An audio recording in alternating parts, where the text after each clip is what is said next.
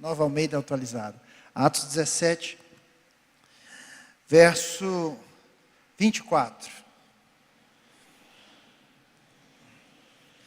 Amém? Todos acharam?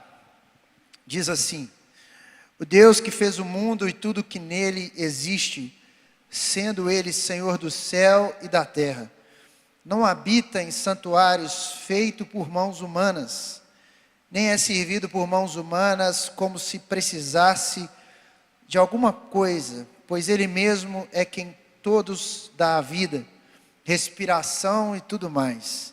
De um só homem fez todas as nações para habitarem sobre a face da terra, havendo fixado os tempos previamente estabelecidos e os limites da sua habitação, para buscarem Deus, se porventura, tateando, o possam achar, ainda que não esteja longe de cada um de nós.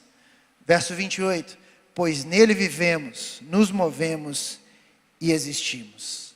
Você pode repetir comigo essa parte do versículo, a parte A, diz assim: pois nele vivemos, nos movemos e existimos.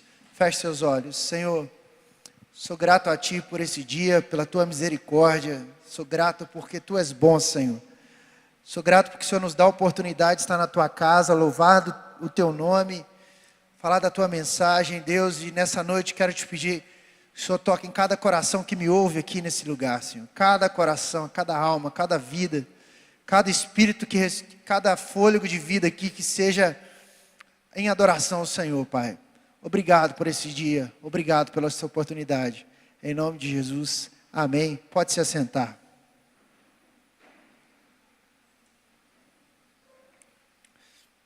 Graça e paz, você que nos ouve aqui. Eu acho que o som está um pouco alto aqui, hein, gente. Você que está aqui na igreja, você que está ouvindo aí pela Rádio Melodia.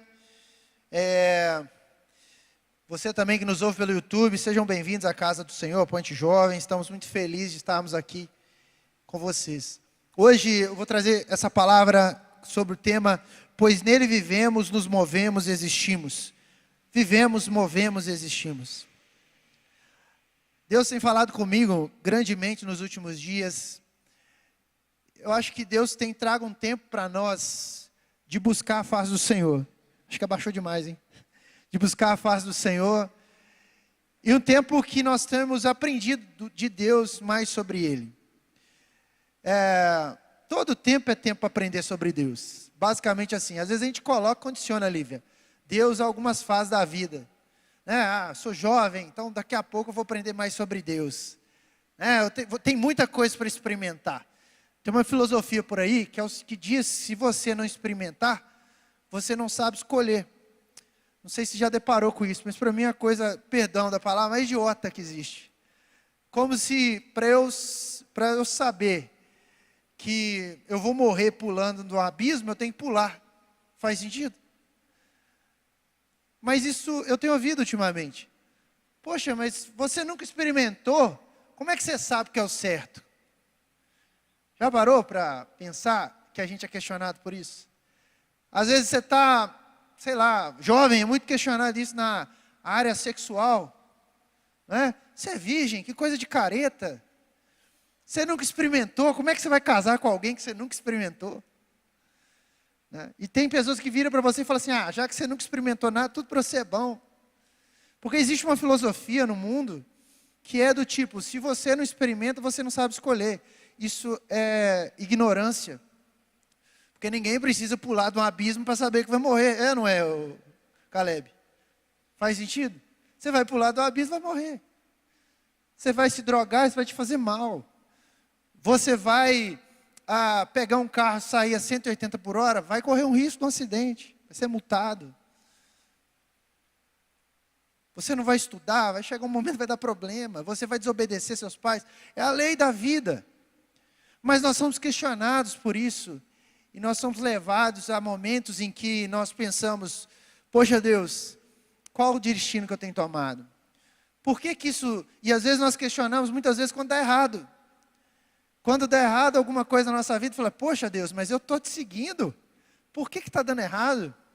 Se eu orei, se eu jejuei, se eu consagro a minha vida, eu faço tudo bonitinho, conforme o protocolo, eu oro, eu jejuo, faço meu devocional. Às vezes, Deus, estou cansado, eu faço meu devocional. Sou virgem, Senhor, tem me guardado. Aí a gente começa a orar desse jeito. Orar diante de Deus, fala, Senhor, peraí, eu estou fazendo tudo certinho. Para quem já é pai e mãe, eu estou criando meus filhos certinho, por que está dando assim? Por que está dando errado? Nós começamos a questionar Deus e entrar numa espiral de pensamentos longe da presença dEle. Nessa noite eu quero pregar para você que é possível nós vivermos uma vida santa, uma vida reta, uma vida eficaz, mas é possível se somente se.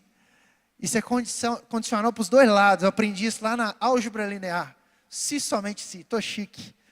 Puxei aqui da memória longe, viu, minha esposa? Se somente se, porque tem se então, é só para um lado, né? Se então, se somente se, é um operador lógico que vai falar para os dois lados. Se somente se, você adorar a Deus. Se somente se, você se mover por Deus. Não existe condição contrária para você seguir um caminho diante de Deus. Estou certo ou não estou errado quem está fazendo matemática? Se somente se. Pois nele vivemos, nos movemos e existimos. Essa é a mensagem nesse dia. E eu quero que você grave isso, pois nele nos movemos e existimos. Abra sua Bíblia em Hebreus, eu quero caminhar com você. Quero dar 2 exemplos desse dia. Hebreus capítulo 11, verso 1. O escritor aos Hebreus diz que, ora, a fé é a certeza de todas as coisas que se esperam, a convicção de fatos que não se veem, pois pela fé os antigos obtiveram com testemunho. Pela fé, entendemos que o universo foi formado pela palavra de Deus, de maneira que o visível veio existir das coisas que não são visíveis. A fé é a certeza de coisas que se esperam, a convicção de fatos que não se veem. Deus tem nos chamado para um caminho de fé. Essa semana eu estava batendo papo com o Rugana, né, Rugana? Nós estamos discutindo umas coisas legais aí da vida. Nós estávamos falando sobre fé, sobre graça, sobre redenção, falando sobre misericórdia. E Deus tem me levado para aprender mais sobre fé.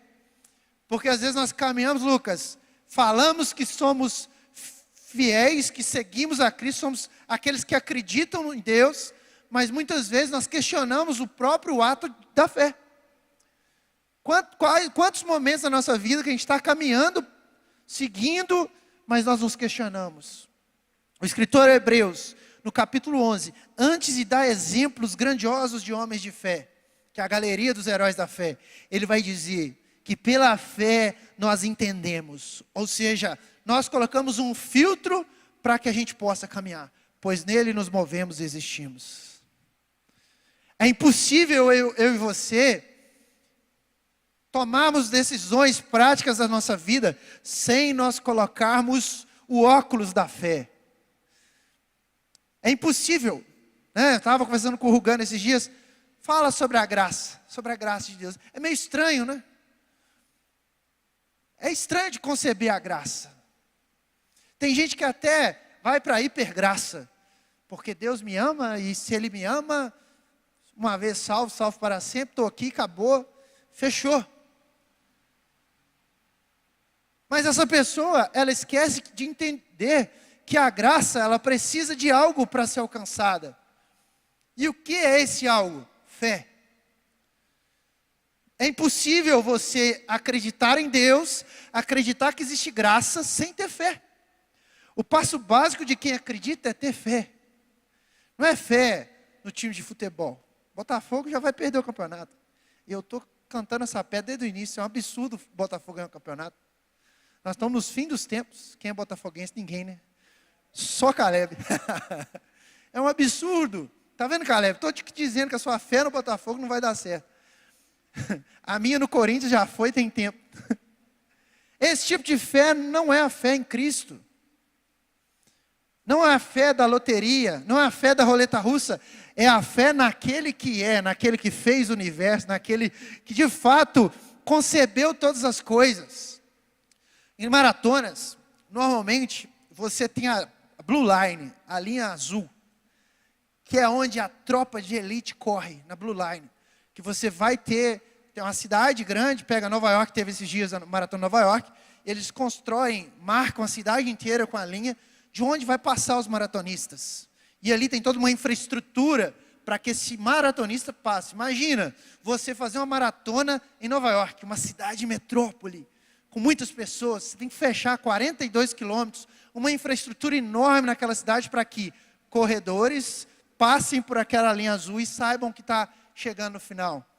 A fé é algo meio que assim, você tem uma linha que você precisa andar nessa linha e acreditar que nela Deus tem coisas boas para a sua vida. É impossível agradar a Deus sem ter fé. É impossível ser filho de Deus sem ter fé. Mas que fé é essa que eu não pego, que eu não faço? Isso que é complexo. Uma fé que eu não vejo. Uma fé que é complexa. Imagina que você tivesse uma fezinha, um crucifixo, alguma coisa que você pega, você sente um ídolo. Paulo aqui no capítulo 17, ele começa a falar que os atenienses, vocês estão lendo aí nas células, nós lemos quinta-feira, os atenienses tinham vários ídolos. E esses ídolos que guiavam o norte desses atenienses. Esses dias eu estou acompanhando um cara que está fazendo o caminho de Santiago, não sei se já ouviram falar. São 800 quilômetros do sul da França até Santiago, Compostela. Interessante, os peregrinos fazem aquilo ali caminhando ou de cavalo ou de bicicleta. O cara fez correndo 800 quilômetros em 24 dias. Ele corria em torno de 40 quilômetros por dia para chegar lá no caminho no Santiago da Compostela, que é o apóstolo Tiago, São Tiago. E ali, nesse caminho, tem um guia, 800 quilômetros, quase daqui a Brasília, pensa, daqui a São Paulo, correndo em 24 dias. E os peregrinos, eles vão ao caminho de Santiago da Compostela. Ou seja, em cada lugar que eles passam, tem uma sinalização que o caminho de Santiago da Compostela está chegando. Esse cara, eu acompanhei os 24 dias, ele foi correndo e cara, cansado, com chuva, com frio, com tornozelos cansados. Imagina você correr 40 km por dia. Tem gente que não corre isso a vida inteira, como eu. Mas imagina, todos os dias, acordar, correr 6 horas, dormir, acordar, correr 6 horas, dormir. Foi isso. E eles olhavam para onde? Para o direcionamento desse caminho. Isso é a fé na nossa vida. A fé é aquilo que sinaliza o caminho de Deus para mim e para você. Se nós queremos caminhar com Deus, se nós queremos ter uma vida que ela tenha, não resultados, mas ela tenha um processo de entendimento que Deus é, e que Deus pode fazer, que Deus pode nos sustentar, nós olhamos para a sinalização da fé e vamos adiante. Paulo, ele diz, o meu alvo é Cristo. Ou seja, o meu alvo é fazer com que minha vida se pareça ainda mais com Cristo. É o desafio dos nossos dias, porque nós temos muitas coisas que nos tiram do foco. São muitas distrações da vida.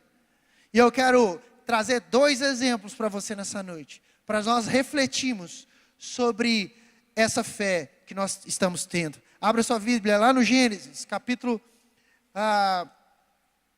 11.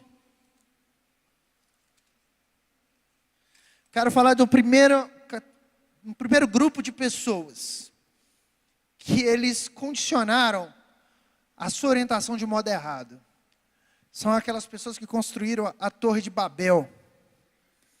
Todo mundo conhece essa torre, né? Lá no capítulo 11, verso 1, diz assim, em toda a terra, Gênesis capítulo 11, verso 1. Em toda a terra havia apenas uma língua e uma só maneira de falar. Os homens partiram do Oriente e encontraram uma planície na terra de Sinar e habitaram ali. E disseram uns aos outros, venham, vamos fazer tijolos e queimá-los bem. Os tijolos lhes serviram de pedra e o betume de argamassa disseram, venha, vamos construir uma cidade e uma torre cujo topo chegue até os céus e tornemos célebre o nosso nome, para que não sejamos espalhados por toda a terra. Então o Senhor desceu para ver a cidade e a torre que os filhos dos homens estavam construindo. E o Senhor disse, eis que o povo é um, e todos têm a mesma língua. Isso é apenas o começo. Agora não haverá mais restrição para tudo o que planejam fazer. Venham, vamos descer e confundir a língua que eles falam, para que um não entenda o que o outro está dizendo. Verso 8. Assim o Senhor os dispersou dali, pela superfície da terra, e pararam de edificar a cidade. Por isso a cidade foi chamada de Babel, porque ali o Senhor confundiu a língua de toda a terra, e dali o Senhor os dispersou por toda a superfície dela. Esse texto nos narra de pessoas, um grupo de pessoas, descendentes aí de Noé, que queriam construir uma torre para chegar até os céus. Onde está o problema dessas pessoas? Eles queriam usar da sua própria sabedoria para alcançar a Deus. E é engraçado, que aqui diz que eles têm um plano perfeito. Vamos fazer tijolos, vamos ter argamassa, que era o betume, vamos construir uma cidade, vamos mostrar, é interessante lá no verso 4, que ele diz assim, vamos construir uma torre cujo topo chegue até os céus e tornemos célebre o nosso nome. Qual que era o guia dessas pessoas? Construir o próprio legado. E aqui eu quero abrir um parênteses e dizer a você, a mim mesmo, nós falamos muito sobre legado. Mas com base em que nós estamos construindo esse legado? Quem nós estamos levantando com esse legado? Será que eu quero construir um legado para que o nome do Josiel seja reconhecido daqui a 20 anos? Porque o Josiel construiu isso, porque a Lívia construiu aquilo. Nossa, no tempo da Lívia, imagina, nós velhinhos aqui na igreja, aí vai ser lembrado, nossa, porque na época do Alexander que era uma bênção, porque na época do Caleb era uma bênção. É isso que nós estamos querendo construir enquanto legado? Ou nós queremos construir que o nome de Cristo está sendo exaltado hoje? Quem nos dera chegar daqui a 50 anos e dizer, nossa igreja, ela continua celebrando o nome do Espírito Santo de Deus. Para quem nós queremos construir um legado? Você e eu, nós temos uma responsabilidade aqui no Ponte Jovem. Você é líder de célula, você é discipulador, você que vem aqui, nós temos uma responsabilidade. Não tornar célebre os nossos nomes. Que os nossos nomes sejam apagados do rol daqueles que são bons. E que o Espírito Santo seja glorificado através das nossas ações. Quando nós deixamos o nosso nome de lado e passamos a engrandecer a Cristo, o Evangelho se torna leve, porque nós não estamos em busca de tornar-nos conhecidos. Outro dia eu ouvi o Douglas do Jesus Cop falando e chamou muito minha atenção. O ministério na igreja não é plano de carreira. Não é plano de carreira. Hoje eu sou líder de jovens, amanhã eu sou outra coisa. Hoje eu sou servo de Deus, amanhã eu continuo sendo servo de Deus e pronto, acabou. Ele tem um tema que as pessoas não gostam muito, mas eu gosto muito do Douglas Gonçalves. Ele diz que o líder tem que ser inútil. Liderança inútil. O que é liderança inútil? Você não é engrandecido por ser líder. Você é menosprezado por isso. Você é rebaixado por isso, porque o nome de Cristo é que precisa ser glorificado. Isso foi diferente em Babel. Aquela cidade, eles queriam criar uma torre para que eles fossem lembrados que aquela torre tinha o nome daquela geração. Aquela geração foi apagada. Aquela geração foi apagada. E Deus diz, vamos lá e vamos confundir a língua deles. Eles têm um plano lindo, um plano maravilhoso. Nós vamos engrandecer, nós vamos melar esse plano. Deus vai lá. A motivação das pessoas de Babel era uma motivação errada.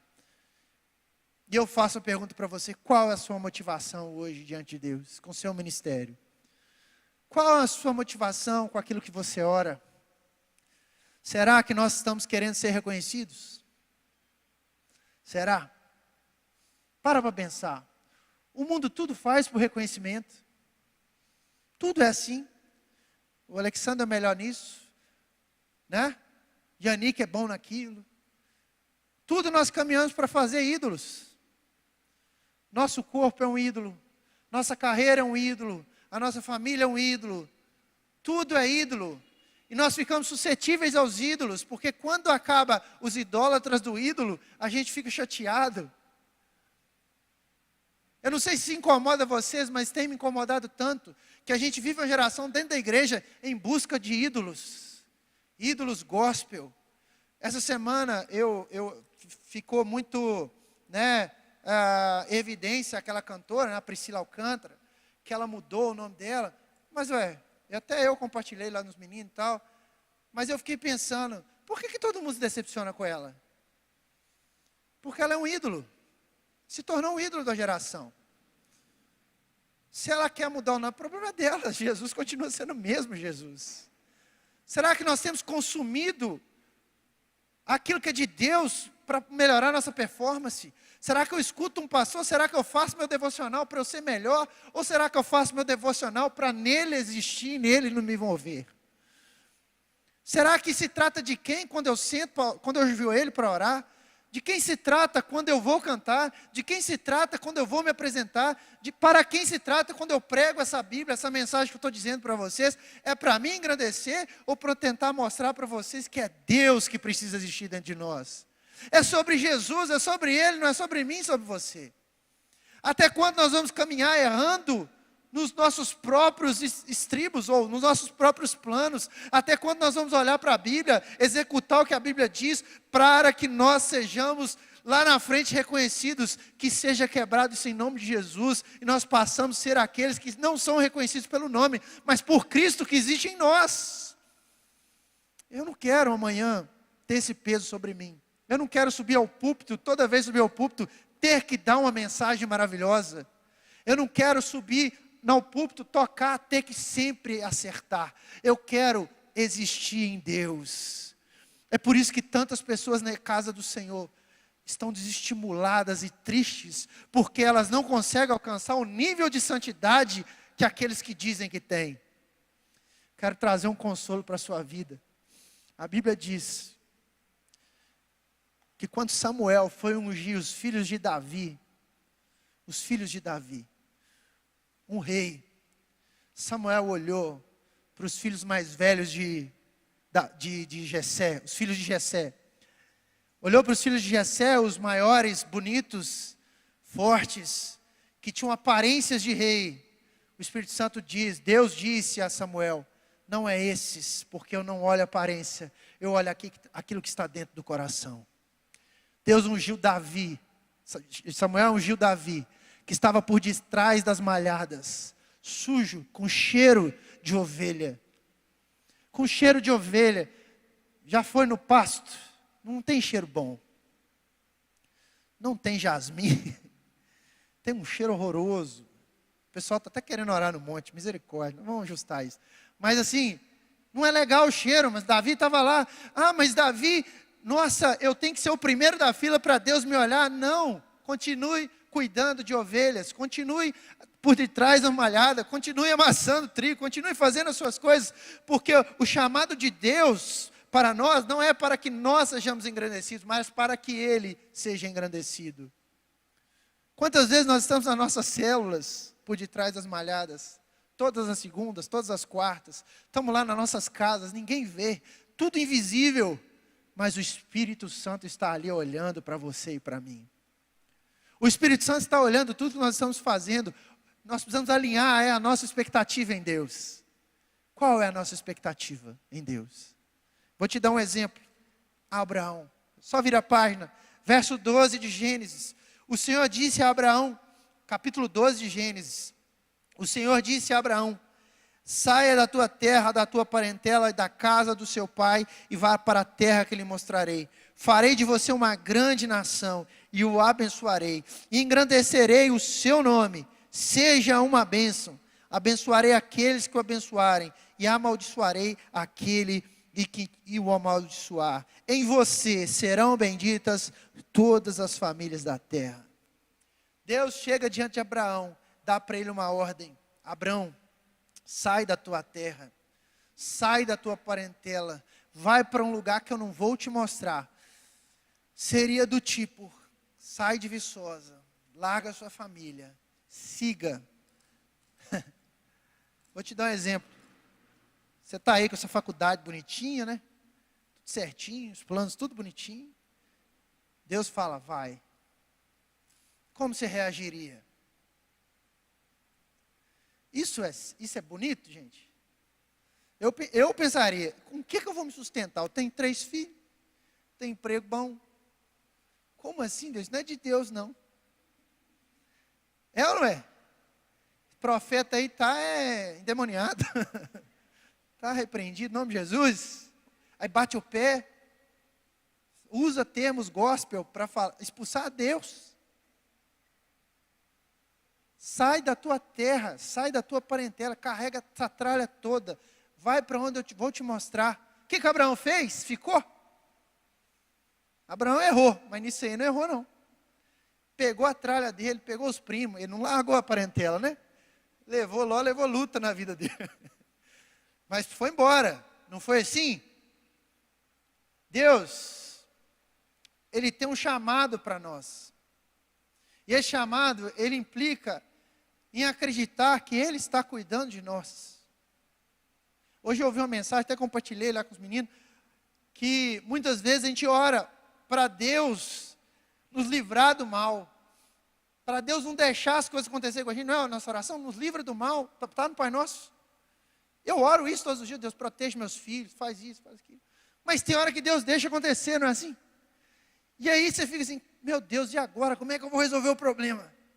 E a gente bate cabeça, a gente quer resolver, colocar a mão naquilo, o meu braço, não, faço isso, estratégia, para dar um trem mais ruim ainda. Jesus, eu achei que estava no fundo do poço, o negócio está afundando mais ainda, misericórdia. Você vai descobrindo camadas depois do fundo do poço. E vai, nada está dando certo, você faz e tal. E a nossa tendência é o quê? Murmurar. E Deus tem feito lembrar do deserto de Israel. Israel estava lá, né? Deus vira para Moisés e fala assim, pega essa turma toda e vai para o deserto, porque eu vou te mostrar para onde você vai.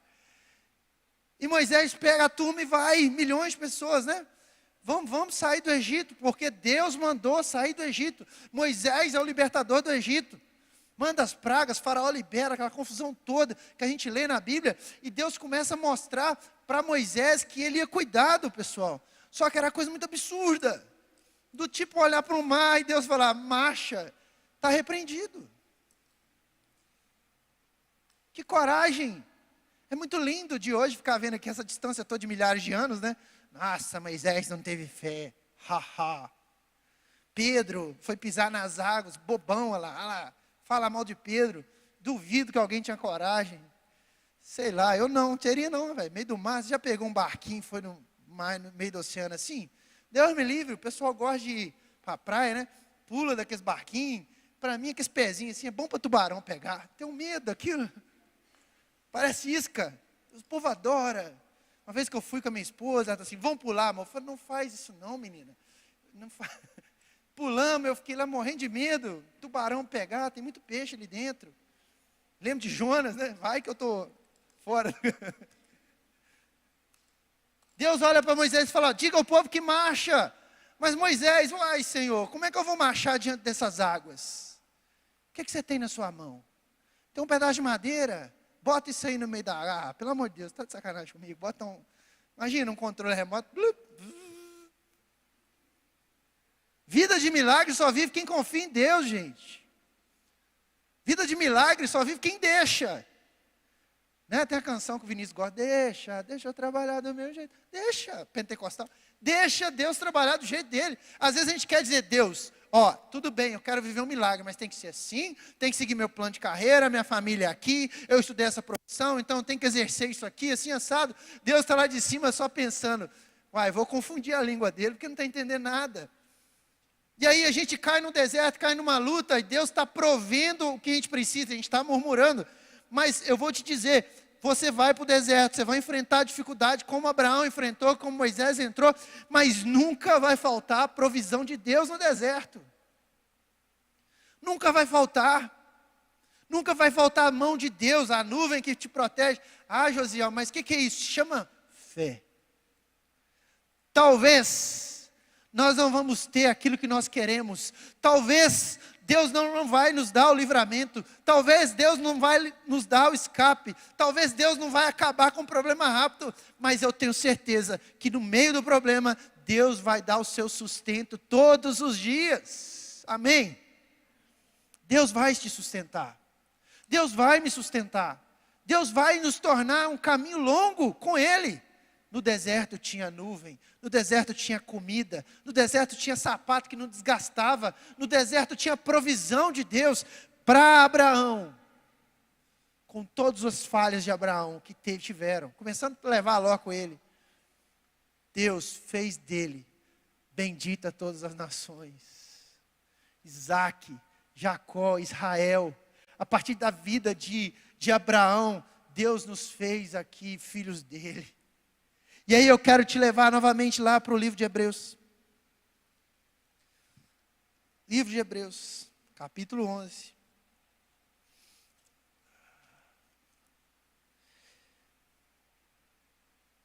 Ora, a fé é a certeza de coisas que se esperam e a convicção de fatos que não se veem. Caminhar com fé é você dar oportunidade para que Deus haja na nossa vida. E eu quero te desafiar essa semana, você fazer essa oração. Senhor, o que é que eu preciso deixar para que eu possa caminhar esse caminho de fé, esse caminho de milagres?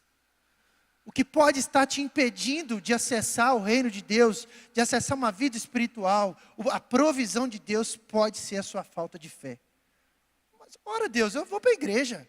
Ora Deus, eu canto. Ora, eu prego. Eu sou líder de célula. Eu sou discipulador. Mas você não tem fé mais. Mas eu tenho fé, tem demais. Deus é o Deus de milagre. Bem na hora que a coisa fica ruim. A fé é um exercício. É um exercício. Nós precisamos de olhar para Deus todos os dias e falar, Senhor, obrigado pelo dia, obrigado por tudo. Eu preciso exercitar através da gratidão, através da oração, através do entendimento, porque eu posso estar na igreja sendo religioso, seguindo dogmas. E quando eu sigo dogmas, religião, eu começo a dizer para Deus o que Ele deve fazer em relação a mim.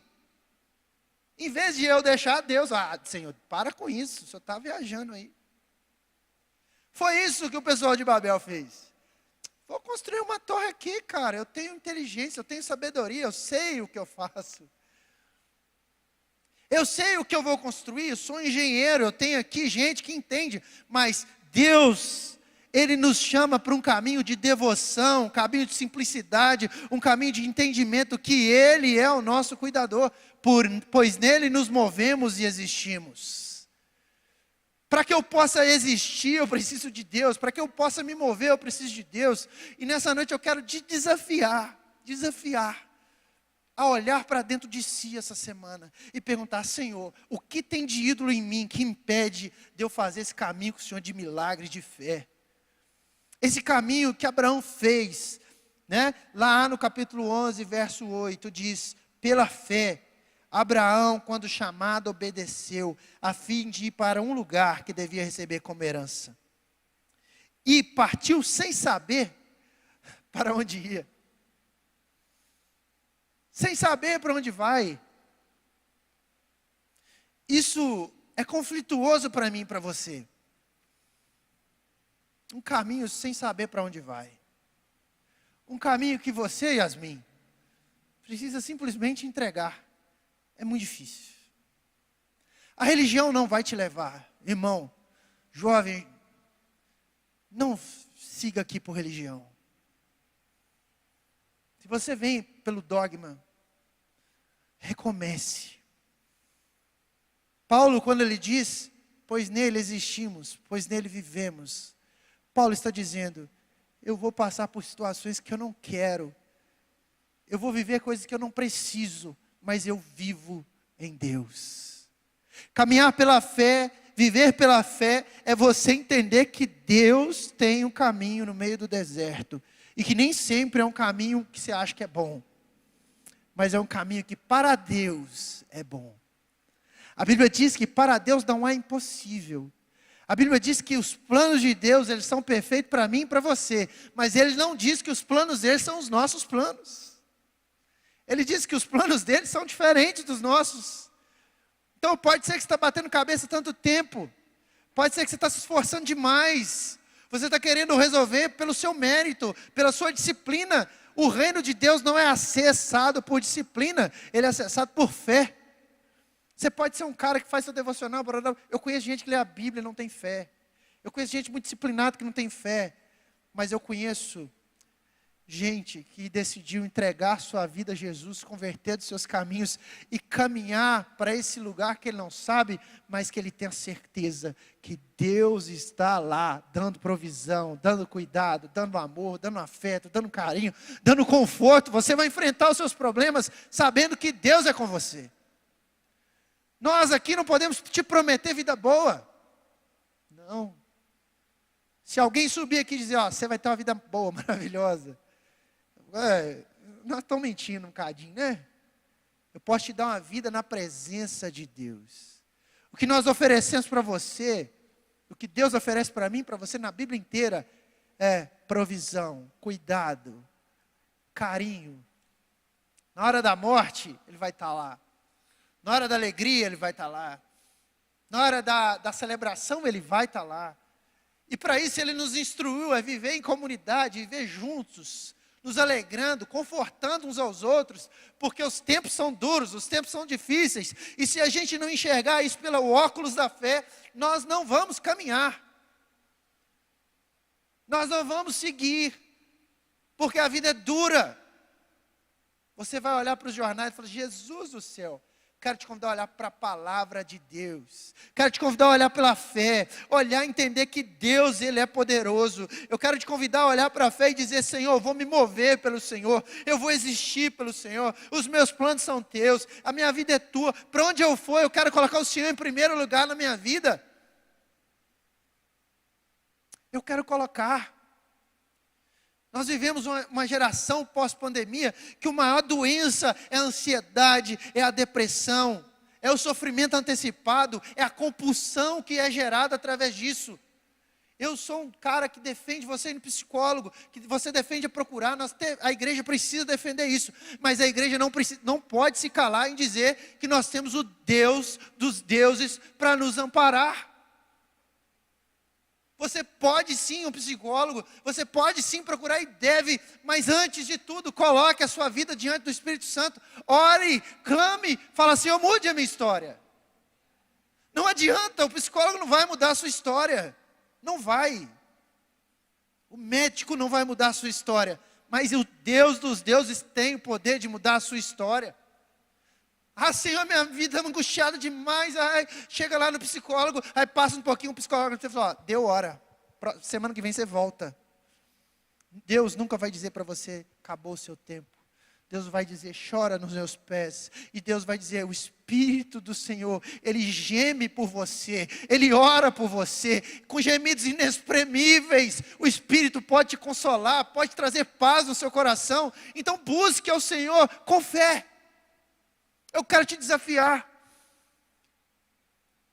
Nós criticamos a geração passada que tudo é Deus, tudo é Espírito, tudo é isso, tudo é assado, não pode ver nada que está espiritualizando, mas hoje nós temos que criticar a nossa geração que tudo racionaliza, que tudo quer colocar no A mais B, quer colocar Deus numa caixinha. Pare com isso, irmão. É tempo de nós existirmos e movermos no Senhor. É tempo de nós olharmos para Jesus e falar, obrigado porque o Senhor está caminhando comigo. Está me guiando. Nós não podemos aceitar a nossa vida do jeito que é. Os planos aqui são muito pequenos. Se a nossa vida foi resumida a ganhar dinheiro, a casar, a vida sexual, ter filhos, é muito pouco. A palavra nos ensina que Deus nos chama para uma comissão, para ser pescadores de homens, para falar dessa palavra, para caminhar, para dar existência à nossa existência. Quem respira por nós é o Espírito Santo. Eu quero te desafiar de verdade. Se desafie, olhar para a palavra e a praticar. Eu ando pela fé, eu não ando por vista. Eu vou peregrinar pelo caminho que o Espírito Santo está colocando. Eu vou caminhar, não vou viver mais antecipando, não vou viver com depressão tão profunda, com essa ansiedade que me mata. Eu tenho respostas no Senhor na minha vida. Quero te desafiar a ter uma vida de oração. Eu quero te desafiar a sair da mesmice espiritual do domingo, do sábado, da noite da célula. Eu quero te desafiar a sair dessa vida que calcula tudo antes de orar, irmão. Se eu orar, acontece. Estou para te dizer que você vai se frustrar demais. Porque Deus te deixa frustrar. Porque o Pai deixa filho frustrar.